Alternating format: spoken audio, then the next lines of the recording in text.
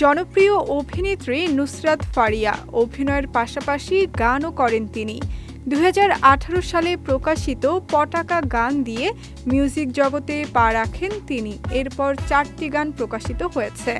২০২৪-এর শুরুতে ফুয়াদ আল মুক্তাদিরের সঙ্গে রেকর্ড করা একটি নতুন গান এখনও প্রকাশ পায়নি। সম্প্রতি এক অনুষ্ঠানে ফারিয়া গানটি প্রকাশে দেরির কারণ জানিয়ে বলেন, একটি ভালো গান অনেক মানুষের সমন্বয়ে হয়, তার সঙ্গে ব্যয়বহুল মিউজিক ভিডিও তৈরিও সময় নেয়। দর্শকের কাছে যেন নতুন অভিজ্ঞতা হয়, সেই কারণে প্রকাশে দেরি হচ্ছে। তিনি আরও জানান, নতুন বেশ কয়েকটি গান ইতিমধ্যেই রেডি আছে। ফুয়াদ আল মুক্তাদির, সঞ্জয় সহ বেশ কয়েকজন সঙ্গীত পরিচালকের সঙ্গে কাজ করেছেন তিনি।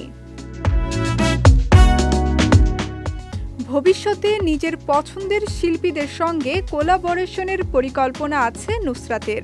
তিনি বলেন, যাদের গান শুনে বড় হয়েছি তাদের সঙ্গে কোলাবোরেশন করলে খুব ইন্টারেস্টিং কিছু হতে পারে। এছাড়া এই মাসের শেষ দিকে নতুন সিনেমার শুটিং শুরু করতে যাচ্ছেন তিনি। ঢালিউডের পাশাপাশি টলিউডের অনেক সিনেমায় অভিনয় করেছেন ফারিয়া।